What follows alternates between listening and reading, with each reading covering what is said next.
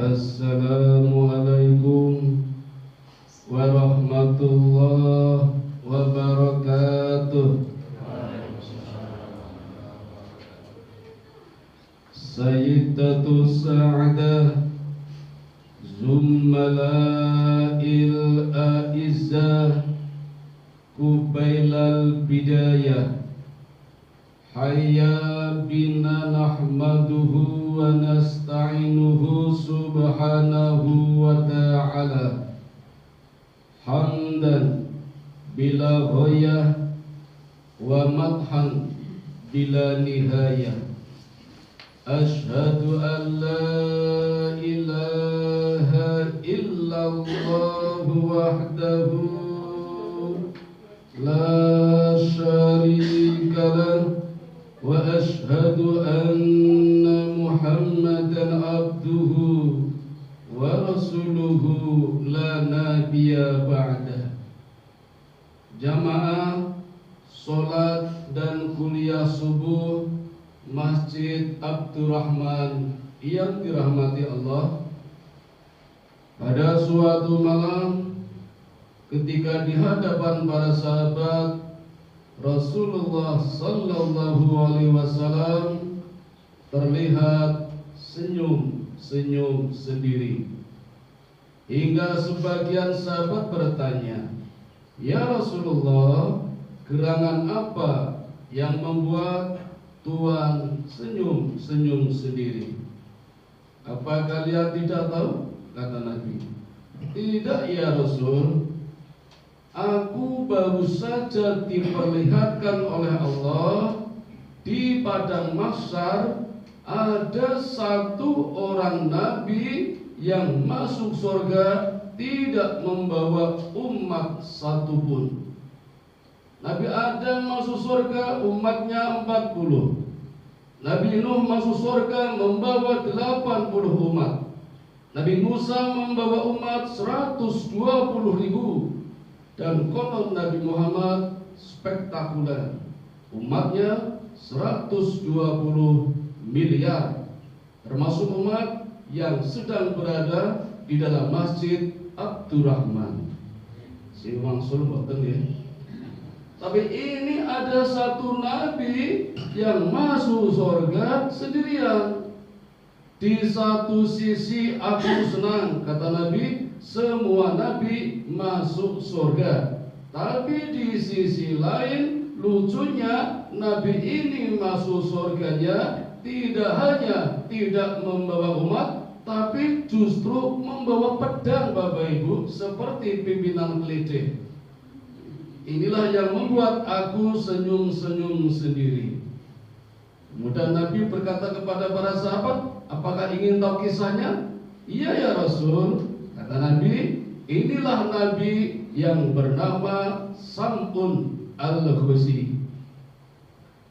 Kisah ini dulu pernah dibuat dalam satu film oleh orang-orang barat, Bapak Ibu. Judulnya Samson Delilah. Kalian nonton? Saniki pun bubar bioskop. Dadi flash disk ora payu ten HP wonten. Bapak Ibu, Nabi Sam'un al-Ghuzi adalah nabi dari kalangan Bani Israel yang diutus Allah untuk berdakwah, berjuang dan berperang melawan Kaisar Romawi. Tapi tidak ada umat yang mau ikut. Jadi dakwah sendiri, berjuang sendiri, bahkan berperang sendiri melawan pasukan tentara-tentara Kaisar Romawi yang jumlahnya ratusan ribu. Sendirian Bapak Ibu. Tetapi Allah memberikan dua mukjizat. Mukjizat yang pertama berupa pedang yang dibuat dari rahang onta. Namanya pedang liha jamal. Pedangnya tidak besar, tapi memiliki 3 kekuatan. Yang pertama dapat digunakan untuk mengiris apa saja. Ngiris besi juga bisa, seperti mukjizatnya Nabi Daud. Ngiris daging apa saja bisa, jangankan gulai, tengkleng pun bisa Bapak Ibu. Dan layaknya sebuah sendok, tinggal nyutil langsung dimakan dengan menggunakan pedangnya. Yang kedua, Nabi Sam'un tidak pernah kehausan, karena setiap ingin minum, pedangnya dapat mengeluarkan air minum. Jadi nggak usah mampir warmindo, apalagi angkringan. Dan yang ketiga, ketika dipakai untuk berperang, sekali tebas, pedang ini langsung mampu membunuh 1000 orang. Beda dengan pedang-pedang lain, tebas satu, meninggal satu, tusuk satu, mati satu, tebas lagi, yang tewas satu, butuh 1000 tebasan untuk membunuh 1000 orang. Pedang liha jabal sekali tebas, langsung di belakangnya 1000 orang meninggal. Luar biasa Bapak Ibu. Kasih boten pedangnya, boten tak tumbas dulu. Online dapat COD. Yang kedua, rambutnya. Nabi menggambarkan rambutnya Sam'un kalau berdiri sampai lengser ke tanah dan memiliki kekuatan yang sangat luar biasa. Dengan dua mukjizat ini, setiap berperang Sam'un tak terkalahkan. Banyak tentara-tentara Kaisar Romawi yang terbunuh. Raja bingung Bapak Ibu, bagaimana cara mengalahkan Sam'un. Maka dibuatlah sayembara. Barang siapa bisa menangkap Sam'un hidup atau mati, hadiahnya rumah, kendaraan, gaji pokok di atas UMR, tambah sertifikasi, juga TPP, dan tambahan gaji tiap bulan 2 juta rupiah. Kalau di tempat kita gak ada yang mau, gak ada yang mau. Cari cara, akhirnya raja menemukan bagaimana cara menangkap Sam'un. Memanfaatkan istrinya yang juga ternyata orang kelahiran Romawi, agamanya masih berbeda dengan Sam'un. Nah, ditawarilah istrinya intan, emas, berlian, permata, perak, mau bekerja sama dengan raja untuk membelenggu Nabi Sam'un al-Ghazi. Maka direncanakanlah sebuah makar. Malam itu Sam'un kebetulan terjaga, tidak tidur. Memang orangnya rajin sholat malam, tarawih, isya, maghrib, witir, sampai tidak tidur Bapak Ibu, hingga istrinya menunggu capek sendiri sampai tertidur sendiri. Malam pertama gagal. Malam kedua dicobanya lagi. Sam'un tertidur, tangannya diikat dengan tali dan tambang yang sangat kuat. Sam'un terbangun, lalu bertanya, istriku, apa yang kau lakukan? Kondangan kan malu, nyelamur. Aku hanya ingin tahu saja seberapa kekuatan suamiku. Maka dengan satu teriakan saja berubah gaya satria baja hitam, talinya putus. Malam kedua gagal. Malam ketiga tidak putus asa, dicoba lagi. Kali ini yang diikat kakinya dengan menggunakan rantai besi yang besar dan kuat. Sam'un terbangun, tanya lagi, istrinya jawabannya juga sama, hanya ingin tahu kekuatan suamiku. Maka dengan satu hentakan saja rantai besi yang besar putus. Malam ketiga gagal. Datanglah malam yang keempat. Kali ini istrinya tidak langsung beroperasi, pura-pura nanya-nanya dulu, basa-basi dulu, ngobrol-ngobrol dulu sama suaminya. Ya suamiku, betapa hebat kekuatanmu. Aku khawatir kalau ada orang yang tahu kelemahanmu, nanti kamu akan dimanfaatkan. Sudikah kiranya cerita kepadaku di mana letak kelemahannya, agar aku bisa merahasiakannya dan selamat dari tangkapan orang-orang tentara-tentara Kaisar Romawi. Gak sadar Bapak Ibu, Sam'un cerita kalau kelemahannya terletak pada kekuatannya di rambutnya Bapak Ibu. Maka ketika Sam'un tidur, tangan dan kakinya sekaligus lehernya diikat dengan rambutnya yang kuat. Praktis ketika Sam'un terbangun tidak bisa bergerak, mau berubah gak bisa, rambutnya kuat. Semakin kuat gerakannya, semakin kuat lilitannya, hingga Sam'un terbelenggu tidak bisa bergerak. Dalam kondisi seperti ini, istrinya lapor kepada raja, tangkap Sam'un. ciduk samun, diciduk, diarak Bapak Ibu, di sepanjang jalan dilempari dengan telur busuk, dilempari dengan kotoran, dilempari dengan batu.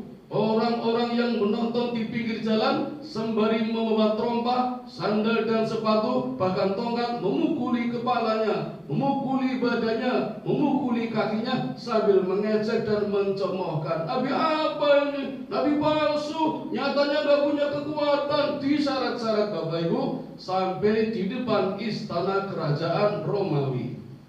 Dan sampai di sana dipelantang Bapak Ibu ngaton ini. Yang bulat jenenge dipelantang. Itu mriki napa? Apa? Bentang. Bentang goreng apa gedeg? Kemudian dimutasi Bapak Ibu. Matanya dicukil, telinganya diiris, hidungnya dirobek, tangannya dipotong-potong, kakinya dilumpuhkan. Jadi nggak usah kaget Bapak Ibu kalau sekarang terjadi banyak mutilasi, dari dulu sudah ada. Bahkan pelakunya penguasa, pimpinan-pimpinan yang dolim. Kalau sekarang pelakunya kan teman-temannya sendiri. Seperti kemarin di Bantul ada, baru jadi pacar sudah dimutilasi, belum jadi istri. Motornya dipakai sendiri, pacarnya dibunuh. Setelah 3 bulan jadi tengkorak, baru bawa pulang ke kamarnya, malah konangan. Stres paling. Nah, dalam kondisi yang sangat kritis, Allah tawarkan pertolongan lewat malaikat Jibril. Ya Samun, apa yang kamu butuhkan? Kata Samun, aku hanya ingin merobohkan istana kerajaan Romawi. Maka Allah penuhi permintaannya. Matanya kembali sempurna, telinganya utuh lagi, hidungnya balik lagi, tangan dan kakinya kembali kuat, bahkan kekuatannya berlipat ganda.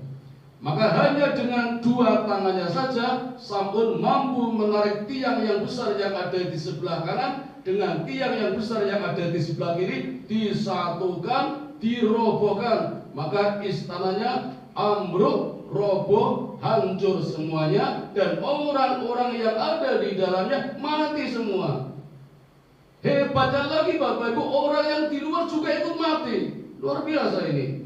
Rajanya mati, perdana menterinya tewas, pasukan-pasukannya terbunuh, bala tentaranya binasa semua, termasuk istrinya juga mati Bapak Ibu.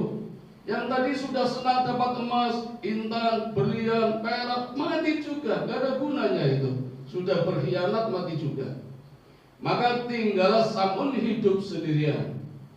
Merasa diselamatkan oleh Allah, Samun bersumpah, demi Allah, mulai hari ini aku bersumpah, aku akan beribadah malam, akan sholat malam, sholat tahajud, sholat tarawih, sholat witir selama 1000 bulan. Dan siang harinya aku akan berpuasa selama 1000 bulan. Dalam kisah selanjutnya, konon Samun berhasil menunaikan sumpahnya hingga namanya semakin masyhur dan dikenal sebagai Nabi 1000 bulan. Jadi nanti kalau Bapak Ibu ditanya putra-putranya siapa Nabi 1000 bulan, jawabannya Nabi Samun al-Ghusi. Nah, setelah Samun diceritakan oleh Nabi di hadapan para sahabat, sahabat pada semangat semua Bapak Ibu. Sahabat yang ada di sebelah kanan semangat, ya Rasulullah, aku ingin seperti Samun, aku akan ibadah malam, akan tahajud, akan tarawih, akan witir selama 1000 bulan. Sahabat yang sebelah kiri juga gak kalah semangatnya, ya Rasulullah, aku ingin seperti Samun, akan berpuasa di siang hari selama 1000 bulan. Semangat semuanya. Ini kok gak semangat? Ngantuk nong. Waduh, terus kayak pulat tapi nggak mau deh. Nanti tuhur, nanti tuhur ya. Buat jangan sampai malam. Saking semangatnya para sahabat, Nabi terdiam. Dan dalam diamnya Allah turunkan firman-Nya. Allah turunkan wahyu lewat malaikat Jibril. Quran surat yang ke-97. Surat apa Bapak Ibu? Surat Al-Qadar. A'udzu billahi minasyaitonir rajim. inna anzalnahu fi lailatul qadar. Sesungguhnya kami turunkan Al-Quran pada malam Lailatul Qadar. Wa ma adraka ma Lailatul Qadar? Apa itu malam Lailatul Qadar? Lailatul Qadri khairum min alfi syahrin. Satu malam yang lebih utama, lebih mulia daripada 1000 bulan. Tanazzalul malaikatu waruhu fiha bi'idni rabbihim min kulli amr. Pada malam itu Allah turunkan malaikat-malaikat beserta ruhnya atas izin Allah untuk menetapkan, memutuskan dan menyelesaikan segala perkara. Salamun hiya hatta matla'il fajr. Maka bersenang-senanglah, gembiralah, riang gembira bagi yang mendapatkan malam Lailatul Qadar hingga terbit fajar. Nah ini Bapak Ibu, jadi kalau ditanya riwayat asbabun nuzulnya surat Al-Qadar adalah kisah Nabi Sam'un Al-Husi. Maka Nabi mengatakan, wahai sahabatku, gak usahlah sholat malam, tahajud, tarawih, witir 1000 bulan, gak usah. 1 bulan aja sekarang sudah sepi. Maju sih maju, tapi softnya udah pada pindah ke mall, pindah latihan takbiran katanya, pada latihan drum band. Gak usahlah puasa selama 1000 bulan, 1 bulan aja kelabakan. Banyak warung-warung hantu, kepalanya tidak kelihatan, kakinya kelihatan. Warungnya buka tapi ditutup pakai terpal, deklit tanda biru, itu warung hantu namanya. Baru sebulan, apalagi 1000 bulan. Kata Nabi, dapatkan 1 malam Lailatul Qadar itu lebih utama, lebih mulia daripada 1000 bulan. Nah Bapak Ibu, sisa puasa kita tinggal berapa hari? Ini hari yang ke-24 ya. Berarti nanti malam yang ke-25. Insya Allah tinggal 5 hari lagi. Kita lebih rajin amalan ibadahnya untuk menggapai yang namanya Lailatul Qadar. Ini penting Bapak Ibu. Kenapa? Karena kita umatnya Nabi yang umurnya pendek, usianya pendek. Nabi-nabi lain umurnya panjang-panjang Bapak Ibu. Nabi Adam 1000 tahun, Nabi Nuh 950 tahun, Nabi Sulaiman 250 tahun, Nabi Ibrahim 180 tahun, Ismail, Ishak 130 tahun, Zakaria 100 tahun, Syuaib 95 tahun. Pak Tarmono pinter. Nabi kita hanya 63. Kalau amalan kita biasa-biasa aja, tahjilan, maghrib, isya, traweh, witir, tadarus, tidur, sahur, subuhan, kuliah subuh, pulang nanti tidur, terus belanja di pasar, pulang, umba-umba, masak, turu, gim-giman, takjilan lagi. Tiap hari gitu Bapak Ibu, kalah dengan amalan umat-umat terdahulu yang usianya panjang-panjang. Maka kita perlu mendapatkan malam Lailatul Qadar. Satu saja kita dapat malam itu Bapak Ibu, sama saja kita sudah membuat satu lompatan yang sangat jauh, sejauh 1000 bulan atau 83 tahun. Coba kalau 10 kali dapat Lailatul Qadar, 10 kali 83 sama saja 830 tahun. Sudah ngalahkan Nabi Sulaiman, Nabi Ibrahim, Ismail, Ishak, Zakaria, Syuaib dan nabi-nabi lain. Tinggal Nabi Adam sama Nabi Nuh yang belum bisa kita kalahkan. Tambah lagi amalannya. Jadi kita boleh berdoa, ya Allah panjangkan umur aku dan pastikan mendapatkan malam Lailatul Qadar. Nah sekarang Bapak Ibu, amalannya apa biar bisa mendapat Lailatul Qadar? Ada 8. Monggo, mau mulai dari mana? Yang pertama iktikaf. Aslinya Bapak Ibu 10 hari full di masjid, tidak boleh keluar.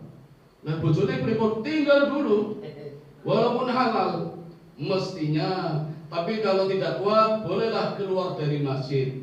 Dan diniatkan setiap kali ke masjid berniat iktikaf. Nawaitu apa betul? Nawaitu monggo tak ajari. Nawaitu i'tikafa fi hadhil masjidi lillahi ta'ala.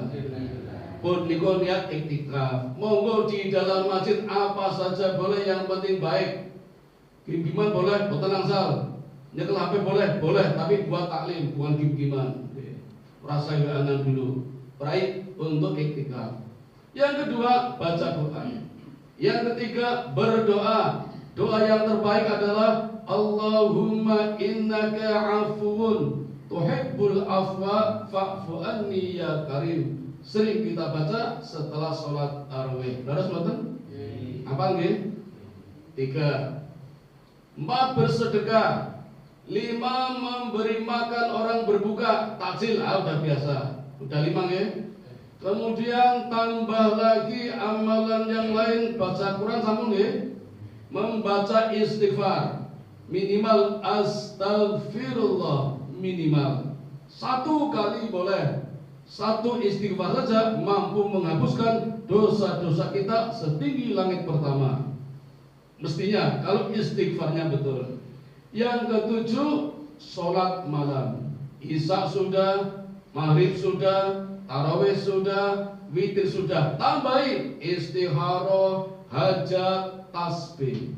Dan yang terakhir adalah zikir atau wirid. Apa bacaannya? Monggo. Tasbih, tahmid, tahlil, takbir. Tasbih subhanallah, mensucikan Allah. Tahmid, memuji Allah. Takbir, membesarkan Allah. Allahu Akbar. Tahlil, la ilaha illallah. Tambahi la haula wala quwata juga boleh. Subhanallah walhamdulillah wala ilaha illallah wallahu akbar wala haula wala quwata illa billahil aliyyil adzim. Sakit boten? Moga sareng-sareng. Subhanallah walhamdulillah wala ilaha illallah wallahu akbar wala haula wala quwata illa billahil aliyyil adzim. Setunggal balik. Subhanallah walhamdulillah wala ilaha illallah wallahu akbar wala haula wala quwata illa billahil aliyyil adzim. Semoga dengan 8 amalan tadi kita dapatkan yang namanya Lailatul Qadar. Amin ya rabbal alamin. Bapak Ibu, sepertinya hari ini tugas saya terakhir. Barangkali besok di Idul Fitri tidak bisa ketemu, izinkan saya mengucapkan taqabbalallahu minna wa minkum wa taqabbal ya karim. Semoga Allah menerima segala amalan kita di bulan Ramadan dan mempertemukan kita kembali di bulan Ramadan tahun depan. Amin. Barangkali dalam serangkaian ceramah saya banyak kesalahan, mohon maaf yang sebesar-besarnya. Dan kesalahan jenengan kalau ada di hati saya sudah saya maafkan. Tahu kupat duduhe santen, mbok pilih wonten tepat, kula nyuwun pangapunten. Subhanakallahumma wa bihamdika asyhadu an la ilaha illa anta astaghfiruka wa atubu ilaik. Assalamualaikum warahmatullahi wabarakatuh. Waalaikumsalam warahmatullahi wabarakatuh.